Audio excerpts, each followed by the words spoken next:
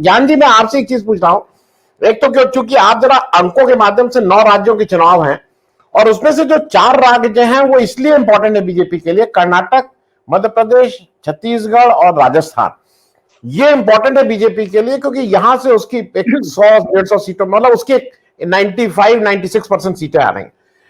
मैं लेकिन दर्शकों को एक चीज याद सिर्फ दिला दूं, और ज्ञान जी उस रेफरेंस में बात करेंगे। मध्य प्रदेश जो पुराना, जिसमें छत्तीसगढ़ भी था, और राजस्थान, यहां पे 77 में बीजेपी की सरकार, उस समय की जनसंघ की सरकार के मुख्यमंत्री बने थे। क्योंकि ये बताना है, और उनकी सरकार बनी थी। मैं ये बताना इसलिए आवश्यक समझ रहा हूं कि लोगों को लगता है कि मोदी जी आ गए, बहुत हो गया। राइट फ्रॉम 77 भैरव सिंह शेखावत उधर, यहां सकलेजा जी, ये सब लोग मुख्यमंत्री बने, सरकार चलाई, और उसके बाद उनका प्रभाव कभी खत्म नहीं हुआ। अगर आप हरदम देखते रहिए तो बीजेपी एक फैक्टर रही है इन राज्यों में। तो ज्ञान गर्ग जी, जरा मुझे इस अंकगणित के हिसाब से थोड़ा मुझे समझाइए दर्शकों को कि ये 9 राज्यों में स्थिति आज की तारीख में क्या है। सभी पैनलिस्ट को मेरा नमस्कार। देखिए, पहले मैं ये बता दूं आपको कि 9 राज्यों में त्रिपुरा, मेघालय, नागालैंड में अभी मार्च तक चुनाव होना चाहिए। उसकी 180 सीट है, 60 सीट्स ईच। और कर्नाटक में है 224 सीट्स, यानी ये दोनों मिलाकर होती हैं, कर्नाटक और ये तीनों मिलाकर 404 सीट्स। फिर जो आपकी जो जम्मू एंड कश्मीर की जो असेंबली है, जिससे लद्दाख के पार्ट को निकाल दिया गया है, उसमें डिलिमिटेशन एक्सरसाइज के बाद कश्मीर में 46 सीट का 47 हुआ है, और जम्मू के अंदर 36 का 43 किया गया है, 37 का 43। इस तरीके से वह 90 सीट्स हैं। तो ये 404 और 90, 494 सीट्स का पहला एक चुनाव होगा अप टू मई, ऐसी एक्सपेक्टेशन है, यदि जम्मू कश्मीर में चुनाव ये बाई मई कराते हैं तो। इन 5 राज्यों का चुनाव ये है। फिर जो सेकंड हाफ अपना दिसंबर का आएगा, उसमें मिजोरम की 40 असेंबली सीट्स हैं, राजस्थान की 200 है, 230 मध्य प्रदेश में है, और 90 छत्तीसगढ़ में है ना। तो इस तरीके से रफली उधर 560 सीट और इधर 494 सीट, ये इस तरीके का चुनाव है। आप जो मुझसे पूछ रहे हैं कि बीच में कर्नाटक भी है ज्ञान जी। मैंने कर्नाटक बोला ना, 224 सॉरी, माफ कीजिए। वो मई में है 224। हाँ, देखिए, इसमें यह है कि जो आपका जो 2 दिसंबर वाला फेज है, उसमें कांग्रेस की 2 जगह सरकारें हैं, छत्तीसगढ़ और राजस्थान में, और इनकी 230 है। वैसे तो जीत उन्होंने 2018 में भी लिया था कांग्रेस ने, लेकिन आप सभी को मालूम है कि किस तरीके से सरकार वहां गिरी और क्या हुआ। मैं पहले सेकंड फेज पर बात करूंगा, क्योंकि वो राजस्थान, मध्य प्रदेश, छत्तीसगढ़ और मिजोरम का है, 40 सीट्स का, अप्रोक्सीमेटली 560 सीट्स। उसमें जो मेरा जो अभी तक का जो अनुमान चल रहा है एज ऑफ टुडे, क्योंकि इसमें छत्तीसगढ़ को छोड़कर राजस्थान, मध्य प्रदेश, इन दोनों को कवर किया है उन्होंने अपने उसमें। मिजोरम कवर नहीं कर पाए, वहां उनकी यात्रा का रूट ही नहीं है। तो ये जो 230 और 200 सीट, 430 सीट है, ये बहुत इंपॉर्टेंट थी, क्योंकि छत्तीसगढ़ मुझे ऐसा लगता है बाई एंड लार्ज ये दिसंबर तक बीजेपी इसको रिकवर नहीं कर पाएगी। एज ऑफ नाउ जो भी वहां बाईपॉल्स हुए हैं, और जो 2018 के दिसंबर के बाद के इलेक्शन के जो मैंने 90 सीट्स को अभी तक स्टडी किया है, वहां पर अभी तक ऐसा नहीं लग रहा है कि जिन सीट्स पर कांग्रेस जीती हुई है, हाँ एक जरूर हो सकता है कि चूंकि राजा जो वहां पर जो सेकंड हैं कमांड में, जिनको ऐसा सुनने में आया था कि पूरा 2.5 साल का टेन्योर उनको मिलेगा, मुझे ऐसा लगता है कि यदि वो सिंहदेव जी को यदि बीजेपी मैनेज नहीं कर पाती, या वो कुछ नहीं टूटते हैं, या इस बार का टेन्योर उनको देने का वायदा होता है कांग्रेस के द्वारा, तो यदि कोई ऐसी अप्रत्याशित स्थिति सामने नहीं आती, तो मेरे ख्याल से Congress is again going to win this election, not easily but with I think 58-42। Jogi ji की जो पार्टी थी कमोबेश खत्म हो चुकी है, उसका कोई इफेक्ट नहीं होने वाला। वो बसपा के साथ लास्ट टाइम पार्टनरशिप में थे, अलायंस में थे, लेकिन जो मुझे लग रहा है वहां वोट परसेंटेज का जो डिफरेंस है एज ऑफ टुडे भी उतना ही बना हुआ है। इसलिए बीजेपी को वहां लॉस्ट ग्राउंड कवर करना बहुत मुझे मुश्किल लगता है। राजस्थान के अंदर कांग्रेस का मेडिकल जो इनका चिकित्सा वाला जो अभियान है वो सबसे बढ़िया है पूरे वर्ल्ड में, पूरे इंडिया में। सेकेंडली, 1 अप्रैल से 500 रुपए में सिलेंडर मिलना शुरू होगा गृहिणियों को या घर परिवारों को, यानी कांग्रेस उसको सब्सिडाइज कर रही है। 600 रुपए जो उसके ऊपर का सिलेंडर का प्राइस है 1100 रुपए का, वो कैप कर रहे हैं 500 रुपीज के ऊपर। तीसरा, उनका स्कॉलरशिप जो बेरोजगारों का है वो भी चल रहा है, बेरोजगारी भत्ता जिसको आप कुछ भी कहें। उनकी जो योजनाएं हैं कांग्रेस की राजस्थान के अंदर, जो उनके पूरे इंडिया के उसको शोकेस करती हैं कि वो इंडिया में यदि गवर्नेंस करेंगे तो क्या करेंगे। जैसे हिमाचल में नई गवर्नमेंट ने आने के बाद जो शुरू किया है, तो ओपीएस का जो मुद्दा राजस्थान का है जो पूरे इंडिया में रिवर्बरेट कर रहा है, 2003 के बाद की जो एनपीएस वाली है उसको ओपीएस में तब्दील करना चाहते हैं कर्मचारी। तो जहां तक मेरा ख्याल है राजस्थान में एज ऑफ टुडे, यदि सचिन पायलट को ही ये अब इस बार कैंपेन कमेटी का चेयरमैन बनाकर लाएंगे और अपनी रवायत के अनुसार उसको माना इस बार चांस मिलता है चीफ मिनिस्टर का, and he works very hard, और कोई इनमें कुछ नाचाकी दिखाई नहीं देती है during the course of election, तो आई फील कि जो मैंने मैथमेटिकल जातियों का गणित देखा था, कल मैं देख रहा था नागौर में सचिन पायलट की मीटिंग थी। It is very heavy, Jat dominated है नागौर, मिर्धा परिवार वाला, कोई सीट नहीं जीत पाए। वहां पर हनुमान बेनीवाल का भी बहुत बड़ा वो आ गया है आजकल इफेक्ट।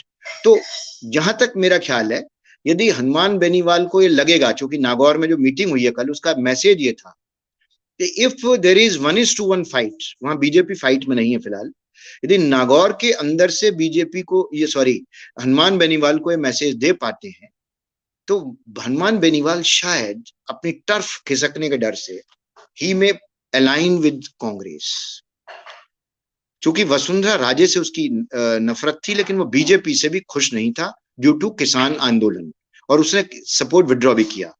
इसलिए मुझे ऐसा लगता है कि राजस्थान के अंदर एज ऑफ नाउ जो हमारा कोटा बूंदी वाला जो हड़ौती एरिया है, और जो हमारा ये साउथ राजस्थान है, नॉर्थ राजस्थान है, मुझे ऐसा लगता है कि कांग्रेस एक चित्तौड़ वाली जो ये जो उदयपुर वाला संभाग है इसको छोड़कर मेवाड़ वाला, जिससे यहां से ये आते हैं अपने भीलवाड़ा की वाली सीट से, नाथद्वारा की सीट से सीपी शर्मा जो इनके स्पीकर हैं, मैं समझता हूं कि उदयपुर के संभाग को छोड़कर कांग्रेस काफी अपर हैंड में है, एटलीस्ट 55-45 के हैंड पर है। यदि जहां जहां हनुमान बेनीवाल का यदि है भी इफेक्ट, तो उस जगह भी जो वोटिंग है यदि हनुमान बेनीवाल उनसे फाइट करेगा, लेकिन बीजेपी जो है उदयपुर संभाग के अलावा फिलहाल, चूंकि उनके यहाँ काफी गुटबंदी हो गई है गजेंद्र शेखावत की वजह से, जो जोधपुर से आते हैं, अशोक गहलोत के एक तरीके से कंपटीटर हैं, चीफ मिनिस्टर कैंडिडेट वही शायद होंगे, तो मुझे ऐसा लगता है कि उनको बहुत अच्छा सपोर्ट नहीं है उनके पीसीसी प्रेसिडेंट का या उनके सीएलपी लीडर्स का या बहुत सारे और लोगों का। मैं नटशेल में इसको समअप यदि ये करूं तो राजस्थान और छत्तीसगढ़ बीजेपी को छीनना मुश्किल है। मध्य प्रदेश में कांग्रेस की जो सरकार है, जिसको पहले 116 सीट मिली और कुछ बसपा सपा और कुछ निर्दलियों की मदद से उन्होंने सरकार बनाई, वहां पर ग्वालियर के अंदर जो कांग्रेस को पहले सीट माधवराज सिंधिया के लड़के ज्योतिरादित्य सिंधिया की वजह से मिली, और जिसकी वजह से ज्योतिरादित्य सिंधिया को यह था कि मैंने बहुत सारी सीट जिताकर लाया हूं 65%, तो I should be the chief minister, और उन्होंने जिस दिन उनको चीफ मिनिस्टर डिक्लेयर नहीं किया, उसी दिन आपको पता होगा कि शिवराज सिंह जी के घर वो गए थे, और शायद उसी दिन बात हो गई कि भाई यदि मैं नहीं, मुझे खीर खाने को मिली है तो मैं इनको भी खीर खाने नहीं। खैर, मुझे लगता है कि मध्य प्रदेश में जहां कांग्रेस सबसे ज्यादा मालवा रीजन में वीक थी, गोली चलने के बावजूद भी उस रीजन में उनको सीट नहीं मिल पाई, लास्ट ईयर भी, लास्ट 2018 में भी। और जो दूसरा रीजन है जो हमारा ये ग्वालियर वाला जो चंबल संभाग है, ग्वालियर सागर वाला, जिसको हम बुंदेलखंड वाला भी संभाग बोलते हैं, मुझे लगता है कि कांग्रेस ने काफी रिकवर किया है। और आफ्टर दिस भारत जोड़ो यात्रा, जो 3 मुद्दे वहां पर बेरोजगारी के, महंगाई के हैं, वो फोर फ्रंट पर आ गए हैं। और जो ओपीएस का मुद्दा है, जो हवा बनाते हैं कर्मचारी, उन लोगों को, कर्मचारियों को अब ये दिखाई दे रहा है कि यदि कांग्रेस की गवर्नमेंट होगी तो हमको ओपीएस मिल जाएगा, जो हमारे लिए सोशल और फाइनेंशियल सिक्योरिटी का एक बहुत बड़ा रीजन है। इसलिए जहां तक मुझे ऐसा लग रहा है कि 200 सीट 30 सीट में जहां वीक सीट्स थी बीजेपी कांग्रेस की, ग्वालियर की सीट्स को भी अब मैंने वीक इसलिए बता दिया है आपको क्योंकि वहां से ज्योतिरादित्य सिंधिया नहीं है, लेकिन अभी मुझे ऐसा लगता है कि कांग्रेस एक्सेप्ट इंदौर वाला जो रीजन है, जहां पर सुमित्रा महाजन स्पीकर जो थी, वहां का जो रीजन है, जहां से अभी भी कांग्रेस बहुत कुछ फाइटिंग पोजीशन में नहीं रहती है इंदौर वाली सीट्स पर, बशर्ते कि उनके जो लीडर हैं फायर ब्रांड, में नाम भूल रहा हूं उनका, यंग लड़का। लेकिन ऐसा मुझे लगता है कि कांग्रेस मध्य प्रदेश को इस बार अभी से उनकी तैयारी बेटर चल रही है। बीजेपी के अंदर ऐसी सुगबुगाहट है कि शिवराज सिंह चौहान अनपॉपुलर हो गए हैं और शायद वो एक ऐसा मैसेज देना चाहते हैं कि इस कैबिनेट रिशफल में शिवराज सिंह चौहान को दिल्ली लाकर, कि जिससे कि एक ओपन चीफ मिनिस्टरशिप में ऐसा लोगों को लगे कि शायद ज्योतिरादित्य सिंधिया भी हो सकते हैं, उनके जो प्रेसिडेंट हैं वो भी हो सकते हैं, जो तीसरे नरोत्तम मिश्रा हैं वो भी हो सकते हैं। तो वो एक ऐसा एक गुलदस्ता लेकर चलना चाहते हैं कि लोग इस मुगालते में वोट करें कि नरोत्तम मिश्रा हो सकते हैं, ये इस संभाग में ये हो सकते हैं ज्योतिरादित्य। लेकिन मुझे ऐसा लगता है कि इस बार बीजेपी को मध्य प्रदेश वैसे उनका बहुत स्ट्रांग है, गुजरात के बाद का, वो भी उनकी एक सेकंड लेबोरेटरी है आरएसएस की। लेकिन मुझे ये लगता है एज ऑफ टुडे, जब मैं आपसे 17 जनवरी को बात कर रहा हूं, जो मेरी कैलकुलेशन है कि करीबन 31 सीट ऐसी हैं आज की डेट में जो बीजेपी की बहुत आउटराइट सीट्स हैं, जिनको जीतना मुश्किल होगा। ऐसे ही कांग्रेस की 27 सीट ऐसी हैं जो उनके पास बहुत स्ट्रांग सीट्स हैं। लेकिन पहली बार जो मैंने जो कैलकुलेशन किया था 18 में, कि 118 सीट ऐसी थी जो कि बीजेपी का अपर हैंड था, और मुझे लग रहा था कि कांग्रेस उसको नहीं वो कर पाएगी। लेकिन इस बार ऐसा लग रहा है कि कांग्रेस का अपर हैंड 138 सीट पर है, जो पहले कांग्रेस का 87 सीट्स पर हुआ करता था। 51 सीट्स को उन्होंने मेकअप किया है। तो मुझे लगता है कि भारत जोड़ो यात्रा का यदि सबसे बड़ा पॉजिटिव इंपैक्ट होने वाला है आफ्टर कर्नाटका, तो वो होगा मध्य प्रदेश में। इसलिए ये तीनों राज्य, मिजोरम का अभी भी मैं नहीं कह सकता, एमएनएफ का खेल है वहां पर, इसलिए वहां चूंकि वो लोग केंद्र के साथ रहना चाहेंगे 2023 के दिसंबर के चुनाव के बाद भी, बेशक 6 महीने का वक्फा बचेगा, लेकिन आई फील वहां एमएनएफ और ये जो लोग मिलकर सरकार बना लेंगे, वहां कांग्रेस के लिए चांस है। You I want to come on also. जी जी, मैं ज्ञान भाई, अगर आप कहिए तो मैं एक नेक्स्ट राउंड में आपके पास आता हूं, तो हम लोग कर्नाटक की मुख्य रूप से बात कर लेंगे। घर साहब, मैं जरा कर्नाटक भी आपस सुन, और एक जरा मुझे एक और रिएक्शन ज्ञान जी आपसे और दे दीजिएगा। त्रिपुरा में मतलब ये जो हो रहा है ना, विपक्षी एकता, त्रिपुरा में बड़ी पार्टी कम्युनिस्ट है, मतलब left front is bigger party, उन्होंने इतने साल राज किया है, और वहां पे उन्होंने इनिशिएटिव लिया है, उन्होंने कांग्रेस से बात की, उन्होंने कांग्रेस को बुलाया, कांग्रेस वहां बातचीत चल रही है। तो मुझे ऐसा लगता है कि जो विपक्षी एकता की बात है वो केवल 2 स्टेट में गड़बड़ है, वो एक उत्तर प्रदेश और वेस्ट बंगाल, क्योंकि ये 2 स्टेट हैं जहां पे अखिलेश यादव जी और ममता बनर्जी जी को निर्णय लेना है कि वो कांग्रेस के साथ जाना चाहती हैं या नहीं जाना चाहती हैं अकेले। बाकी जगह तो कोई विपक्ष की ऐसी मुझे रोल नहीं समझ आ रहा, लेकिन थोड़ा त्रिपुरा पे और कर्नाटक पे ज्ञान साहब। देखिए, त्रिपुरा के अंदर एज यू नो, जो बहुत से जो कांग्रेस के जो लोग थे जो बीजेपी में चले गए थे, वो वापस आ रहे हैं, और वहां पर हवा बदल चुकी है। कांग्रेस ने चाहा था कि वहां जो उनके जो पुराने राजा थे सुदीप बर्मन, वो इसको टेक ओवर करें, लेकिन उनको कुछ मुझे लगता है कि आपको पता ही है, सभाजी बोल ही रही थी कि किस किस तरीके के हथकंडे हैं आजकल। तो उनका मेन पर्पस है कि कांग्रेस में किसी स्टालवर्ट को, किसी अच्छे आदमी को मत रहने दो, या उनका नहीं, हमको उनके अलावा सब कोई चलेगा। तो मुझे लेकिन ऐसा लगता है, जैसे आपने बहुत अच्छी बात कही है, कि जो लेफ्ट फ्रंट है उसको भी ये समझ में आ गया कि वहां बिना कांग्रेस के साथ यूनाइट किए हुए, सभाजी ने एक बात कही थी कि एक्चुअली हुआ यह है कि इन पिछले 8 सालों में, खासतौर से पिछले 10 सालों में, कि जो लोग बीजेपी से, देखिए 2 ही फ्रंट हैं हर जगह, 2 ही जगह लड़ाई होगी। बंगाल में या तो ममता वर्सेस बीजेपी होगा, तीसरी किसी चीज के लिए स्थान नहीं है, चाहे वो लेफ्ट हो या कांग्रेस। जो लोग कांग्रेस के भी सपोर्टर हैं वो कांग्रेस को इसलिए वोट नहीं देंगे क्योंकि यदि उनके कांग्रेस में वोट चले गए और टीएमसी को वोट नहीं दिया तो बीजेपी का कैंडिडेट जीत जाएगा।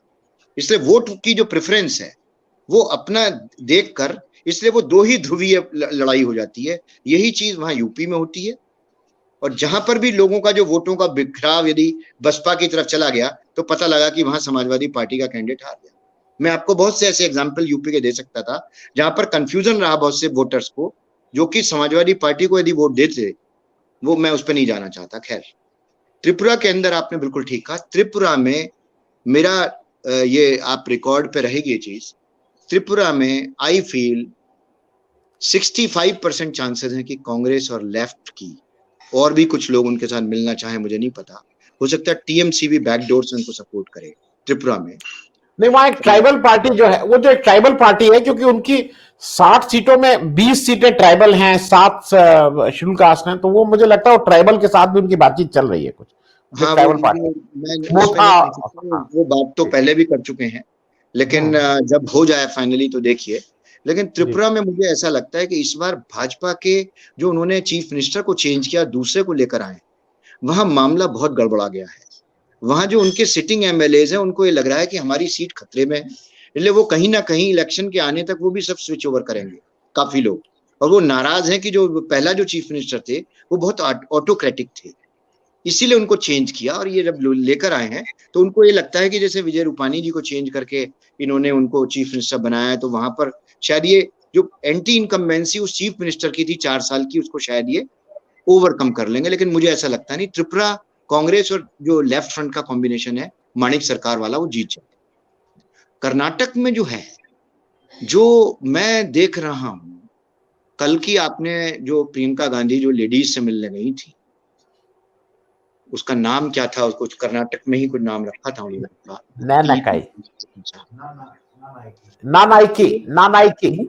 नानाइकी। हाँ, मैं भी हाँ, मुझे वो वाली मीटिंग भी मैंने देखी, बहुत सारे उसमें जो इंग्लिश के जो आर्टिकल्स लगे हैं, कर्नाटक के न्यूज़पेपर्स को भी देख रहा था इंग्लिश वाले। लेकिन मैं भारत जोड़ो यात्रा में भी उसके सारे पूरे रूट को चेक कर रहा था और कमेंट्स देख रहा था जिस दौरान ये यात्रा चलती थी। मुझे ऐसा लगता है कि कर्नाटक के अंदर बीजेपी में जो ये चीफ मिनिस्टर को लेकर आए हैं, पुम्मई साहब के लड़के को, मुझे ऐसा लगता है कि it will backfire on BJP. ये येदियुरप्पा के नाम पर इलेक्शन था, जो भी उन्होंने सीट जीती, बाद में टॉपल किया और वो बने। उनका ही ऑपरेशन लोटस में मेन रोल था, येदियुरप्पा का या उनके लोगों का, शोभा करंदले वगैरह का। लेकिन अब मुझे ऐसा लगता है कि जो वो कांग्रेस के लोग 17-18 जो गए थे अंडर प्रेशर, अब उनको भी ये समझ में आ गया कि यार बहुत से लोगों ने रिवॉल्ट कर दिया ईडी के अगेंस्ट, यार हमें पकड़ो तुम, अब हम डरेंगे नहीं। तो कब तक वो जो आनंद सिंह हैं और कब तक वहां पर जो रेड्डी ब्रदर्स को आप वो कर रहे थे, अब सब लोगों ने they have thrown cautions to the winds. मुझे ऐसा लगता है this dialogue of mind Karnataka के अंदर अब ये है कि भाई अब हम जो है, आप किसी से भी ब्लैकमेल्ड, ईडी हो, सीबीआई हो, इनकम टैक्स हो, वी विल नॉट बज। ऐसा मुझे लगता है कि कांग्रेस, यदि ये जो इनकी जो बेल्ट है, जो इनकी कुमार स्वामी वाली इनकी जो ऐसा लगता है कि वहां पर भी अभी बाईपोलर कंटेस्ट होगा। और कांग्रेस का कुछ सर्वेज में जो मैं देख रहा था, वो ठीक ठाक सर्वे करते हैं कभी कभी, लेकिन अभी तो सर्वे का कोई मतलब नहीं है। लेकिन मेरी अपनी कैलकुलेशन में कर्नाटक में कांग्रेस की 132 seats I am expecting out of 224। ज्ञान जी, चलते चलते एक प्रश्न आपसे पूछ लूं। बहुत महुआ मैत्रा जी ने पार्लियामेंट में एक स्पीच दी जिसमें उन्होंने कहा था कि अभी लास्ट में उसमें कि जिसको लोग बार बार पप्पू कहते थे, तो बताइए ये कि पप्पू कौन है, पप्पू आप हैं कि पप्पू वो हैं। तो मैं उस रेफरेंस से एक चीज पूछ रहा हूं कि 2019 का जब इलेक्शन हुआ था, तो एक तरफ बिल्कुल मतलब ताकतवर अमित शाह साहब अध्यक्ष और लीडर के रूप में मोदी जी, बिल्कुल जिनको कोई चैलेंज ही नहीं कर सकता है। दूसरी तरफ कांग्रेस थी, कांग्रेस के पास इस तरह का कुछ नहीं। लेकिन 2024 के इलेक्शन में मोदी जी के सामने राहुल गांधी खड़े हो गए हैं एज अ लीडर, और अध्यक्ष में नड्डा जी के सामने खड़गे जी खड़े हो गए। तो आपको ये लगता है कि मतलब कांग्रेस के पास थोड़ी ताकत आई है इन दोनों लोगों को? अगर खड़गे जी को देखिए नड्डा जी के सामने, तो आपको लगता है कि नहीं खड़गे जी ज्यादा कॉन्फिडेंट हैं, ज्यादा हुआ? इसमें भी जरा एक आपका विचार सुन लें, फिर खत्म करेंगे। जी बहुत अच्छा पॉइंट आपने रेज किया। ये 19 के जो दोनों 2 वर्सेस 2 था और 24 का 2 वर्सेस 2, उसमें नैरेटिव कांग्रेस ने बदल दिया। ये जो आपका जो रोड शो है वो तो खैर ठीक है, वो तो वो जो ब्रजेश सिंह जी हैं बहुत बढ़िया बात कह रहे थे वो, कि वो उनकी टीम जो है फीडबैक के बाद सेट करती है। 24 दिसंबर को पहले एक ब्रेक हुआ, फिर 3 जनवरी से लोनी बॉर्डर के लिए फिर दिल्ली से यात्रा हुई, तो उसको ये लोग वो करना चाहते थे ओवरशैडो, लेकिन वो हुआ कुछ नहीं ओवरशैडो। ना तो वो पैदल चले, वो तो अपना गाड़ी में अपना चल रहे थे, तो ये बताते हुए कि आई एम प्राइम मिनिस्टर और मेरे आगे जो है 50 काले कमांडो चलते हैं और पीछे 40 चलते हैं और साथ में राइफल है। तो लोगों के लिए मोदी जी को ज्यादा देखने से ज्यादा वो कमांडोज को देखने शायद आते हैं, ऐसा मुझे लगता है। खैर, नैरेटिव ये बदल गया कि कांग्रेस में बिना चुनाव के एक प्रेसिडेंट चलता रहता है। यहां देखिए कि आप बिना चुनाव के हिमाचल से आने वाला प्रेसिडेंट हार गया और सुगबुगाहट अंदर बीजेपी के लीडर्स में थी कि इनको चेंज किया जाए, ही इज नॉट कैपेबल, और उस आदमी को इन्होंने कल कन्वेंशन के पहले ही, रोड शो से पहले ही उसको एक्सटेंशन दे दिया। तो ये नैरेटिव बदल गया कि आपके यहाँ तो जो है कोई इंटरनल डेमोक्रेसी है नहीं, एक आदमी 2 आदमी चाहते हैं वो आदमी बन जाता है प्रेसिडेंट। मल्लिकार्जुन खड़गे को उन्होंने प्रेसिडेंट बना के ये मैसेज दिया है कि हमारे यहाँ इलेक्शन होता है, चुनाव होता है, और हम इंटरनल डेमोक्रेसी हमारे यहाँ क्या है। पहली बात तो इस बार एक 3700 किलोमीटर चलने वाला आदमी जो कि जिसने मासेस के साथ कनेक्ट किया है वो रोड पर रहा, और एक आदमी जो हवाई उसमें इंडिया में भी न रहकर वो फॉरेन में रहता है, जिसको परिधान मंत्री बोलते हैं, कोई आदमी कुछ बोलता है, कोई अटल बिहारी वाजपेयी जी को वॉयेज पे ही बोलता था, वॉयेज में रहने वाला। खैर मैं इन छोटे सॉबरी कैट्स पे नहीं जाना चाहता, लेकिन इतना जरूर है कि ये जो इस बार का इलेक्शन है, इस बार ग्राउंड रियलिटीज वर्सेस ये जो फिक्टिशियस रियलिटीज बनाई गई हैं, ये जो बनाया गया है कि हिंदुस्तान में जैसे वो पुराना 2009 में बनाया गया था शाइनिंग इंडिया कैंपेन 2003 में, वो वाला जो शाइनिंग इंडिया कैंपेन की जो हवा निकली थी, इस बार बेरोजगारी, महंगाई, और ये जो अमीरों और गरीबों के बीच बढ़ती हुई खाई, और चौथा फिर किसानों के मुद्दे, पांचवा ओपीएस, ये कई मुद्दे ऐसे हैं जिनको ओवरकम करना। देखिए 2019 में भी आपने बिहार के कुछ यंग लड़कों को और उत्तर प्रदेश के लोगों को कहते हुए सुना, लड़कों को कि साहब ये जो 4-5 साल का टेन्योर है, 2017 में ही हमारी यूपी में गवर्नमेंट आई है, जो राज्य में आई है, केंद्र में 2014 से थी, अब 2019 में हम इसलिए ला रहे हैं कि दोनों मिलकर शायद यहाँ कुछ कर सकें। लेकिन अब ये जो 10 साल का जो होगा टाइम 2014 से 24 तक का, इसको ओवरकम करना, इस एंटी इनकम्बेंसी को ओवरकम करना, और ये जो अग्निवीर जो योजना है, ये कौन कौन सी योजनाएं जो चल रही हैं नई नई बिना पेंशन के, पहले तो बोले 1 रैंक 1 पेंशन, आजकल नो रैंक नो पेंशन हो गया है। तो मेरा कहने का मतलब है कि ये समाज के बहुत सारे विभिन्न वर्गों को अटैक करने वाली जो इनकी नीतियां हैं, उसके जो दुष्परिणाम हैं वो 2024 के चुनाव में आएंगे।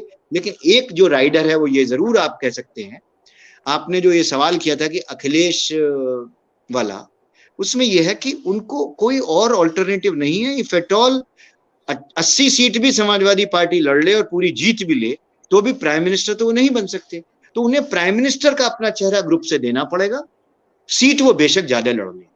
और ये जो है गठबंधन, मैं आपको बता देता हूं, मेरे शब्द आप 2024 के अप्रैल में मार्च में सुन लेना, समाजवादी पार्टी, आरएलडी और कांग्रेस तीनों मिलकर लड़ेंगे।